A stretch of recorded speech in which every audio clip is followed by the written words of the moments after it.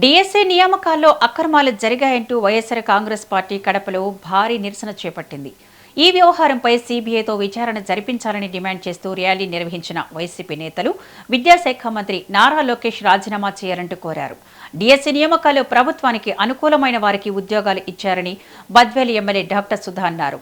Neat paper leak ఘటనలో కేంద్ర మంత్రి రాజీనామా చేసినట్లు పేర్కొంటూ డిఎస్సీ అక్రమాలపై నైతిక బాధ్యత వహించి విద్యాశాఖ మంత్రి నారా లోకేష్ కూడా రాజీనామా చేయాలని డిమాండ్ చేస్తున్న బద్వేల్ వైసీపీ ఎమ్మెల్యే డాక్టర్ సుధతో మా కడప జిల్లా ప్రతినిధి షబ్బీర్ ఫేస్ టు ఫేస్.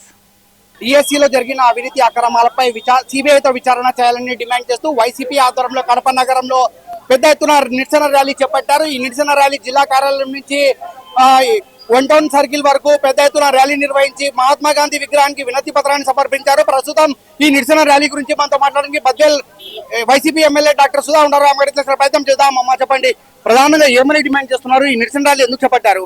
ఈ రోజు మనం చూస్తా ఉన్నాము, మనకు ఈ కూటమి ప్రభుత్వం అధికారంలోకి వచ్చిన తర్వాత 16,000 పోస్టులు డిఎస్సి నియామకం జరిగింది.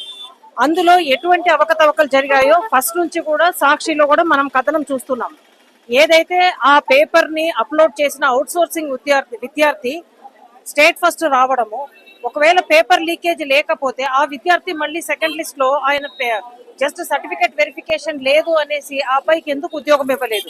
ఆ పేపర్ లీకేజ్ అంతటితో ఆగిందా? ఇంకా ఎంతవరకు వెళ్ళింది? అది ఒకటే కాకుండా స్పోర్ట్స్ కోటాలో జరిగిన అవకతవకలు మనమందరం కూడా చూస్తున్నాం. జీవోలు వాళ్ళకు అనుకూలంగా ఇచ్చి ఎటువంటి నేషనల్ లెవెల్లో కానీ స్టేట్ లెవెల్లో కానీ పథకాలు సాధించని వాళ్లకు ఏ విధంగా వాళ్లకు అనుకూలమైన వాళ్లకు స్పోర్ట్స్ కోటాలో ఉద్యోగాలు ఇచ్చారో ఇదంతా కూడా యువత చూస్తా ఉంది. దీని మీద మా పార్టీ అధినాయకులు వైఎస్ జగన్మోహన్ రెడ్డి గారు కూడా ఒక డీటెయిల్ గా తను చెప్పడం జరిగింది. ఆయన పిలుపు మేరకు ఈ రోజు విద్యార్థి విభాగం తరఫున రాష్ట్రం అంతా కూడా ర్యాలీలు నిర్వహించడం జరిగింది. ఇది ముఖ్యంగా మనం ఆషామాషిగా తీసుకోవాల్సిన విషయం కాదు. ఎందుకంటే దేశంలో చూస్తున్నాం, నీట్ పేపర్ లీక్ ని ఏ విధంగా యువత తిప్పికొట్టి ఆ విద్యాశాఖ కేంద్ర మంత్రిని రిజైన్ చేయించారో అదే తరహాలో రాష్ట్రంలో కూడా యువతలో ఈ చైతన్యం రావాలా అన్నది ఈ పార్టీ యొక్క ముఖ్య ఉద్దేశం. ఎందుకంటే ఎంతో మంది భవిష్యత్తు నాశనం అవుతుంది. ఎంతో మంది అర్హులైన విద్యార్థులు వాళ్ళ జాబ్ ఆపర్చునిటీని కోల్పోయారు. కాబట్టి ఖచ్చితంగా ఈ విషయాన్ని ప్రజలందరూ కూడా గమనించాలా.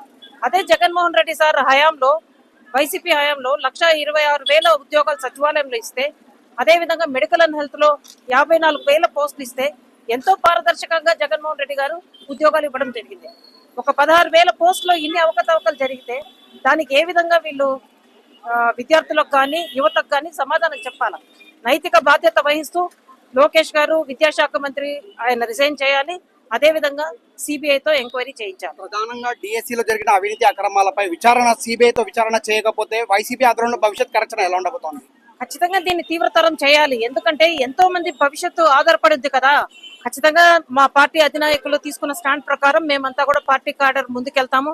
దీన్ని ఉద్యమం తీవ్రతం చేస్తాం. గత వైసీపీ ప్రభుత్వ హయాంలో మాజీ సీఎం వైఎస్ జగన్మోహన్ రెడ్డి నిరుద్యోగులకు పారదర్శకంగా ఉద్యోగాలు ఇచ్చారని చెప్పి, కానీ కూటమి ప్రభుత్వంలో డిఎస్సీలో జరిగిన అవినీతి అక్రమాలపై సిబిఐతో విచారణ చేయాలని, లేని పక్షంలో పెద్ద ఎత్తున వైసీపీ ఆధ్వర్యంలో ఉద్యమాలను ఉధృతం చేస్తామని చెప్పి బద్వేల్ వైసీపీ ఎమ్మెల్యే డాక్టర్ సుధా హెచ్చరిస్తున్న పరిస్థితి. కెమెరా పర్సన్ హైదర్తో షబ్బీర్, మెట్రో టీవీ న్యూస్, ఉమ్మడి కడప జిల్లా.